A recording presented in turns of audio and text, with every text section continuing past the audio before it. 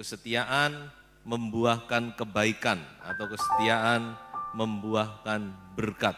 Di dalam Lukas pasal 1 ayat yang ke-6. Kita baca ayat yang ke-5. Pada zaman Herodes Raja Yudea adalah seorang imam yang bernama Zakaria dari rombongan Abia. Istrinya juga berasal dari keturunan Harun, namanya Elisabet. Keduanya adalah benar di hadapan Allah dan hidup menurut segala perintah dan ketetapan Tuhan dengan tidak bercacat. Kita dibawa oleh Lukas untuk memahami tentang kelahiran Yohanes Pembaptis. Di sini kita melihat latar belakang dari Yohanes Pembaptis. Jadi Yohanes Pembaptis ini anak hamba Tuhan, saudara. Zakaria dan Elisabet ini adalah pasangan hamba Tuhan.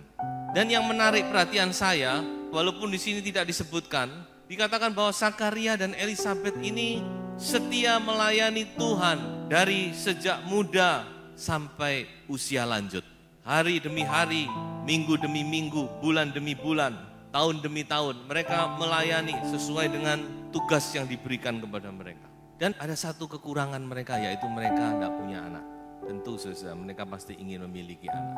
Dan mereka berdoa untuk itu. Namun saudara-saudara, itu tidak menghalangi mereka untuk setia. Di dalam bahasa Inggris dikatakan bahwa mereka mentaati perintah-perintah Tuhan dengan faithfully, dengan setia. Jadi kita di sini melihat salah satu contoh dan salah satu sebab mengapa Tuhan mempercayakan Yohanes Pembaptis kepada kedua suami istri ini. Ternyata mereka ini setia. Yohanes Pembaptis tidak main-main, tokoh yang luar biasa. Kelahirannya itu sudah dinubuatkan. Di Yesaya, di Zakaria, utusan yang mendahului Mesias. Jadi Yohanes Pembaptis ini tokoh yang besar. Bahkan Tuhan Yesus berkata, dari semua orang yang lahir dari wanita, tidak ada yang lebih besar dari Yohanes Pembaptis. Walaupun dia cuma singkat pelayanannya. Karena dia punya tugas yang penting, yaitu dia membuka jalan untuk Mesias. Dia yang memelopori, perintis. Nah saudara, apa yang menyebabkan Elisabet dan Zakaria diberkati? Pada akhirnya mereka menerima jawaban doa mereka. Dan bukan main-main saudara-saudara, Tuhan mempercayakan seorang tokoh yang besar, yaitu kesetiaan mereka.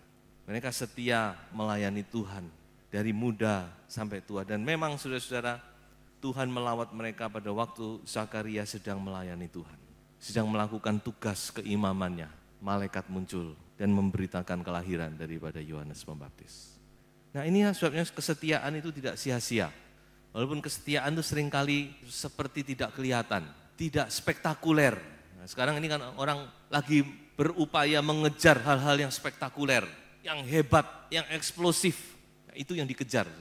Tapi jangan sampai salah ya. Bukannya hal itu tidak penting, tapi kembali kepada firman. Tuhan itu menilik kesetiaan.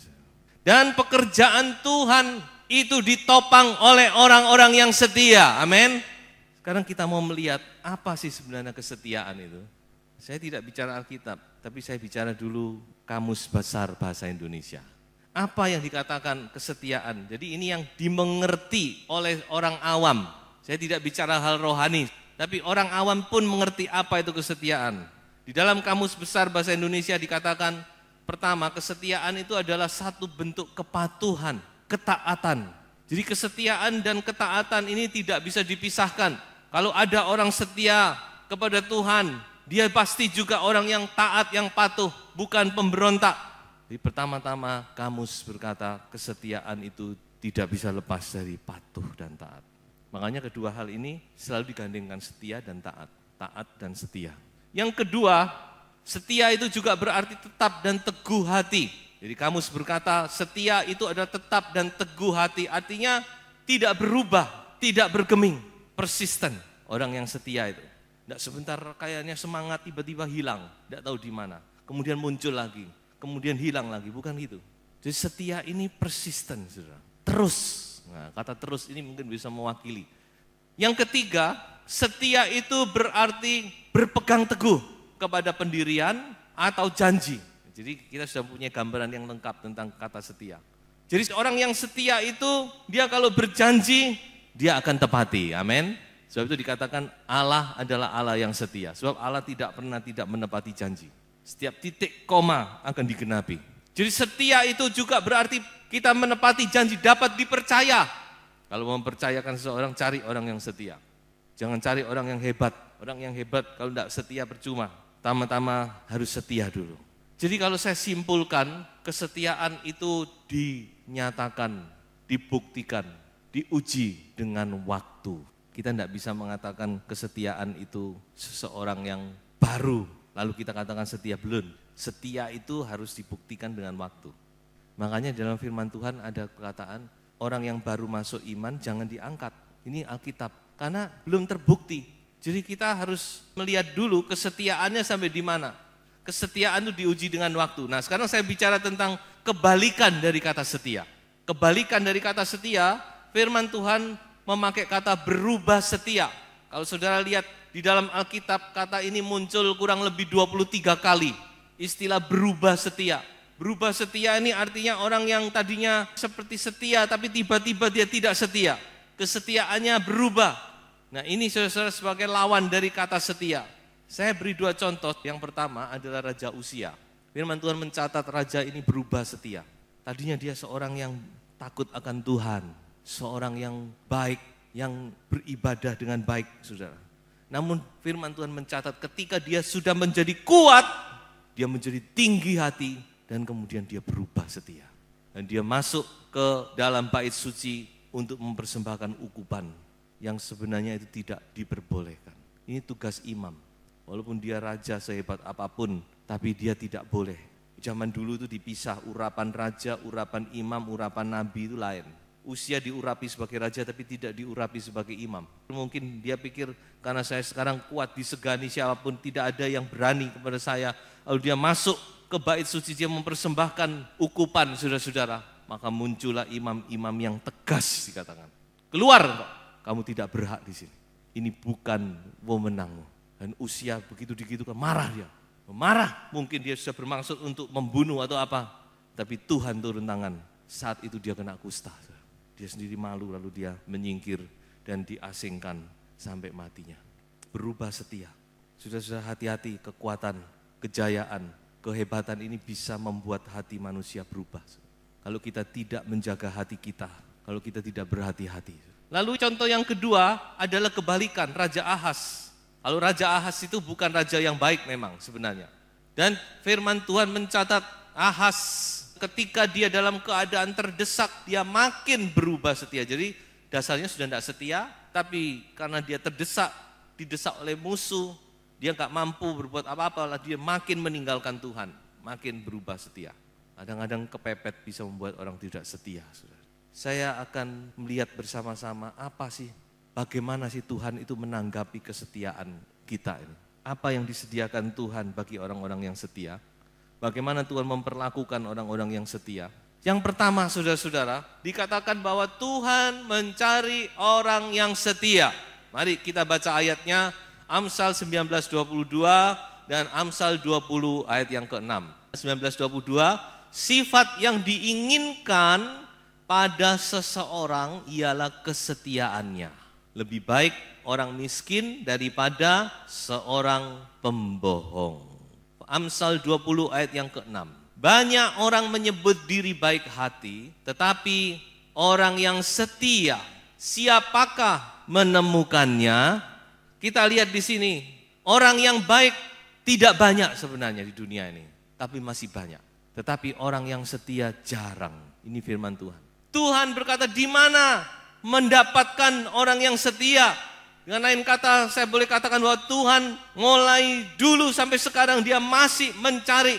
Sampai sekarang pun Tuhan masih mencari di antara umatnya, di antara hamba-hambanya, di antara pelayan-pelayan, di antara orang-orang yang sudah ditebus. siapa orang yang setia? Siapa? Di mana gerangan orang yang setia? Jadi Tuhan mencari. Dan sebelum saya bicara lebih jauh, kita coba lari sejenak kepada Lukas 16 ayat 10. Kita mau lihat bagaimana Tuhan mengukur kesetiaan. Lukas 16 ayat 10 berkata demikian, barang siapa setia dalam perkara-perkara kecil, ia setia juga dalam perkara-perkara besar. Dan barang siapa tidak benar atau tidak setia dalam perkara-perkara kecil, ia tidak benar dan tidak setia juga dalam perkara-perkara besar. Kita melihat bahwa Tuhan itu ternyata mengukur kesetiaan itu bukan dari hal-hal yang besar, hal-hal yang spektakuler. Keliru. Tuhan mengukur itu justru hal-hal yang sepele, yang kecil. Ya, makanya jangan sepelekan. Meskipun cuma kecil itu jangan disepelekan, saudara-saudara. 1 talenta pun Tuhan ukur, dilihat. Tuhan tidak menuntut banyak.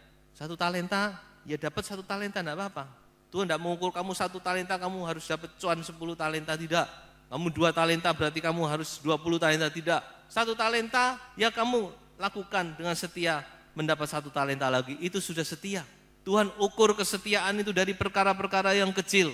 Daud sebelum dia diangkat, dia bukan gembala yang besar yang menggembalakan ratusan domba, bukan.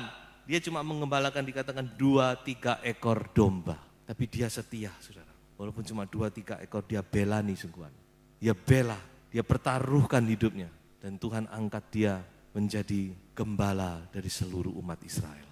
Jadi saudara-saudara, inilah yang pertama-tama saya lihat di dalam Alkitab, bahwa Tuhan mencari orang yang setia. Yang kedua, Tuhan memberkati orang yang setia. Amsal 28 ayat yang ke-20, orang yang dapat dipercaya mendapat banyak berkat, tetapi orang yang ingin cepat menjadi kaya tidak akan luput dari hukuman. Semua orang ingin kaya, tapi jangan ingin cepat-cepat. Dan kekayaan itu karunia dari Tuhan. Banyak orang karena ingin cepat kaya malah ingin cepat-cepat untung malah buntung. Tetapi saudara setialah. Saudara jadi orang yang dapat dipercaya, orang yang setia. Bahasa Inggris berkata faithful man shall abound with blessings. Orang yang setia akan limpah dengan berkat-berkat. Dikatakan orang yang setia itu akan mendapat banyak berkat. Berkat apa? Saudara akan menerima kepercayaan. Kepercayaan dari manusia dan terlebih kepercayaan dari Allah. Coba saudara dalam dunia dagang, kalau saudara setia, dapat dipercaya, pasti orang itu akan senang berhubungan dengan Anda. Tapi kepada orang-orang yang tidak dapat dipercaya, ya, yang track recordnya jelek, orang tidak akan berani. Tapi orang yang mau benar-benar bekerja tidak akan kontak dengan orang yang demikian. Tidak bisa dipercaya, gimana mau diajak kerjasama? Jadi kepercayaan itu mahal, saudara-saudara. Orang yang dapat dipercaya mendapat banyak berkat. Kalau kita menjadi orang-orang yang dapat dipercaya, artinya orang-orang yang setia, saudara jangan khawatir, berkat yang akan mengejar saudara. Saya ambil 2 contoh, yang pertama Musa. Musa ini juga orang yang setia. Di dalam Keluaran 3 ayat 1 berbunyi demikian, adapun Musa, ia biasa menggembalakan kambing domba Yitro mertuanya imam di Median. Kata biasa di sini bukan biasa. Kata biasa di sini mengandung arti 40 tahun. 40 tahun Musa itu menggembalakan domba mertuanya. Dia setia, setiap hari dia menggembalakan domba. 40 tahun, bayangkan orang 40 tahun habis di padang gurun. Kira-kira Musa sudah enggak gimana? Kalau dulu mungkin dia ganteng, gagah, mungkin 40 tahun kemudian dia sudah, ya. Namun justru di situ Tuhan melihat kesetiaan Musa. Dan Tuhan mempercayakan perkara-perkara yang besar kepada Musa. Rasul Paulus dipercaya pelayanan yang besar itu bukan tanpa sebab. Dia berkata bahwa Tuhan menganggap aku setia. Di dalam Timotius dia berkata, Tuhan menganggap aku setia dan dia adalah orang yang setia, saudara. Jadi kesetiaan inilah yang membuat Rasul Paulus dipercaya oleh Tuhan dengan pelayanan, dengan hal-hal yang luar biasa. Dan yang ketiga tentang kesetiaan. Nah ini yang luar biasa. Tuhan setia kepada orang yang setia. Coba kita baca ayatnya, Mazmur 18 ayat 26 dan ayat yang ke-27. Mazmur 18 ini ditulis 2 kali di dalam Alkitab. Di Mazmur 18 juga di 2 Samuel 22. Jadi ayat yang kita baca ini tercantum 2 kali dalam Alkitab. Ayat yang ke-26 berkata demikian, terhadap orang yang setia, engkau berlaku setia. Terhadap orang yang tidak bercela, engkau berlaku tidak bercela. Terhadap orang yang suci, engkau berlaku suci. Tetapi terhadap orang yang bengkok, engkau berlaku belat-belit. Kalau kita setia itu Tuhan itu tahu loh. Sebaliknya kalau kita tidak setia, Tuhan juga tahu. Saudara tidak setia kepada pernikahan, saudara main serong di belakang, saudara pikir Tuhan tidak tahu. Tuhan tahu. Saudara, Tuhan juga tahu kesetiaan, siapa yang setia itu Tuhan tahu. Makanya dikatakan kepada orang yang setia, engkau juga berlaku setia. Ini lain dengan di Timotius. Mungkin saudara yang pintar Alkitab lalu saudara membantah. Di Timotius kan dikatakan meskipun kita tidak setia, Tuhan tetap setia. Wah saudara-saudara, ini lain ya. Kalau di Timotius itu bicara karakter.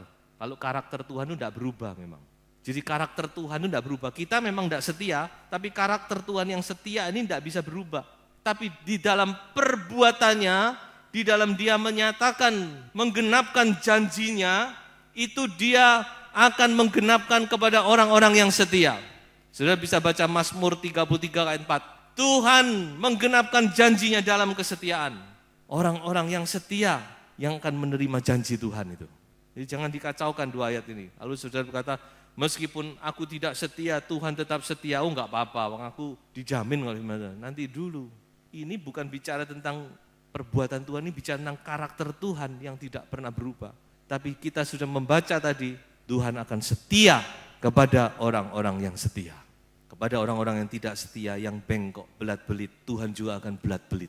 Tapi orang-orang yang lurus, yang taat, yang setia, Tuhan juga tidak mempersulit. Tuhan juga tetap akan setia kepadanya. Satu ayat lagi, di dalam Mazmur 145 ayat 18, sekali lagi meneguhkan ayat yang sudah kita baca. Mazmur 145 ayat 18, Tuhan dekat pada setiap orang yang berseru kepadanya dalam kesetiaan.